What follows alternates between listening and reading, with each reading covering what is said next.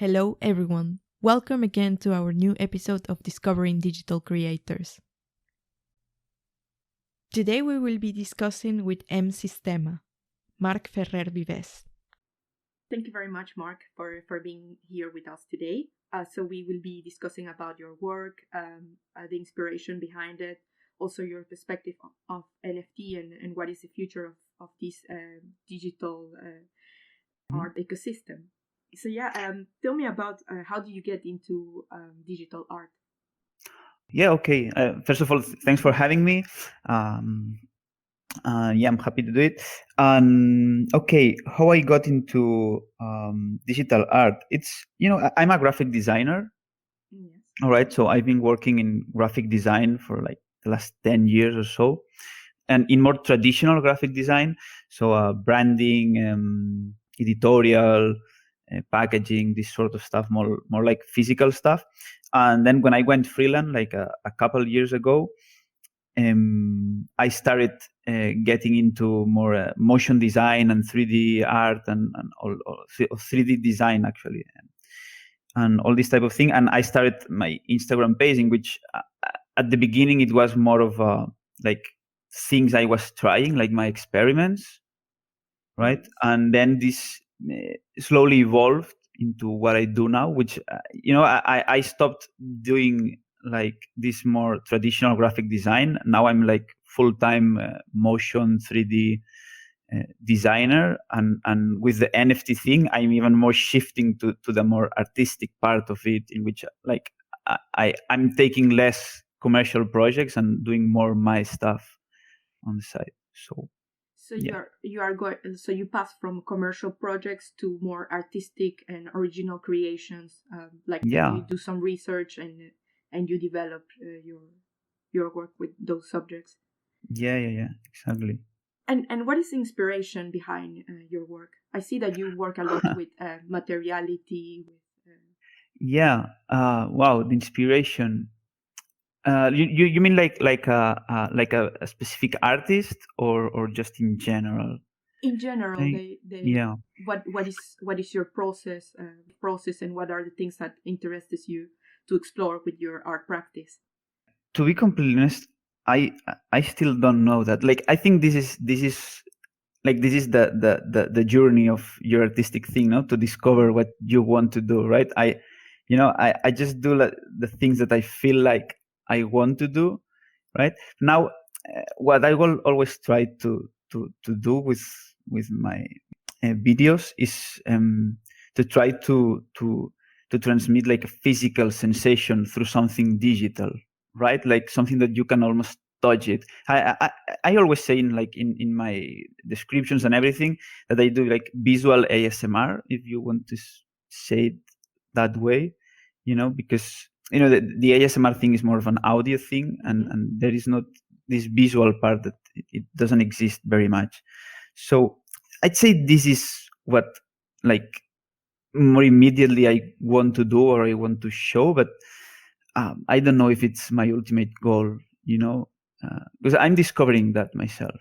So you are exploring this subject. Yeah, you want to see if you want to go deeper. For example, now I'm also doing a lot of digital fashion too, which is not that artistic, but for example, if you see not my last post, but the one before that, it's something very different because it's like a short film that I will be releasing in small chapters, and that is very different from what I usually do. It's a lot more like story focused. It always I try to have this like physicality that you said, right? That you can almost touch the materials and everything, but it's just something very different from this infinite loop and satisfying thing, visual ASMR. But so in your own works, what do you think it makes your work and your style unique to you, to Msistema? Okay.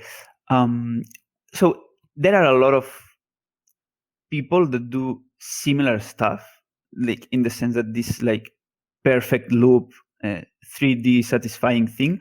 But I think that what I do different is that all of my loops are simulations, right? So they are it's not something that's animated or keyframe animated, but it's a simulation. So you create like an environment for it with certain parameters, and you just let the thing run, right? And then you change these parameters, like, I don't know, gravity or wind or whatever, and the thing happens. And this is gives a more physical sense to it, because it's not actually manually animated.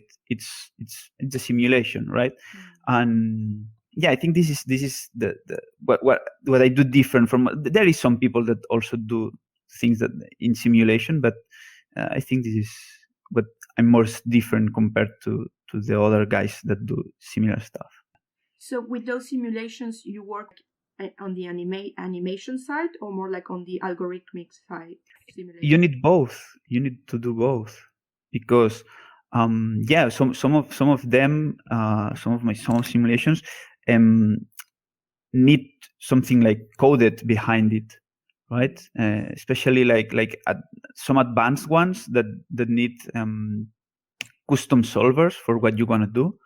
I mean, it's not like I'm not a programmer, so I'm not an expert programmer, but you have to do some programming in some situations, and then there's always something animated in it. For example, the camera is obviously keyframely animated and all this stuff, but the core thing, it's always a simulation. That's very interesting, like that interactivity that you put into the pieces. And is there any of your artworks that you feel really proud of, like is one of your favorite creations? Oh, wow, that's always.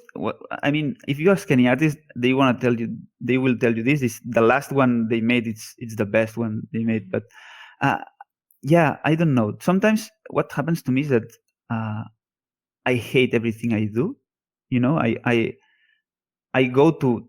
I mean, I'm opening my page to see what are the last things I made. Probably can I share you the screen so you can see it? Yeah, sure. Let me see, because there's one that I'm proud of this one, because it took me, like, it was an idea I had in my head for a long time, and I was not able to do it technically, right? Like I lack the technical ability to do it, and I finally was able to do it. So you kind of like started to improve your skills to be able to. Most of the stuff I do it because I don't know how to do it. I don't know if that makes much sense, but it's a way of challenge your art practice. If I see an animation and I see, okay, I know how to do it, then I don't want to do it because I already know how to do it. So what's the point in doing it? For at least for me, this is like my process, and it's this one. I'd say this is the one that I'm most proud of, because it really took me a long time to be able to do it the way I want it. Yes, I see that it's really nice the way that you animate the kind of like the skin, the the cloth or whatever. Yeah, it's really nice. For example, this is one of the ones that I told you, like, that you need like a custom solver, because there is like the way it rips apart. It's not by default in any software, right? You have to like make it. So yourself. You have to do a lot of trial and error, and until you get exactly what the effect that you're looking for. Mm-hmm. How do you see your art practice going into the future? In a strictly artistic manner, you mean? Yes, or creative, artistic, branding manner. I don't know. Like, as a designer, because I still have this mindset, I see that more and more brands are getting interested in artists, so to speak, and giving them freedom. At least it's what I'm seeing or what I'm experiencing, because they realize that in this, like, social media is way too important, way too much important for my taste, to be honest. But it is what it is, right? Mm-hmm. And brands now realize that if you give the freedom to an artist to do what they want for your brand, it's way better, because that artist probably has more following or is more influential than your own brand, and then like having him do something for you in the way he or she wants, it's better than like art directing and saying, okay, no, I want this here, that there, and exactly what they want. So that's one way that I think things can go, in which like brands or entities like ask you to do your stuff, not their stuff, which is really nice, and which is like NFTs are also a huge part on this, because they like collectors are not a brand or are not anything, but they want your stuff for your stuff. You know what I mean? So this is one thing. And then artistically speaking, I don't know where I'm going, honestly. Like I'm all over the place. Like even if you see my stuff, even if it's similar, like I always try different color palettes and different stuff. Like I'm all over the place. I don't know. I'm not very consistent in that regard compared to other people, I believe. You're still developing your own kind of absolutely. style. Yeah, I think I always will be like, I'm tired. It's what I told you. Like if I already know how to do it, then I don't want to do it. So I'm always trying new stuff, and I'm bored about what I was doing like 2 months ago. I don't want to repeat that because I already did that. So yeah, I think I'm always developing for sure. Yeah. And tell me more about your aftermath video. So that you posted that on Twitter. So yeah, aftermath is like the first release of the whole thing. The whole movie will be, I know the story, like the big storylines. I know exactly what happens, but I still don't know which are the parts that will be in each release.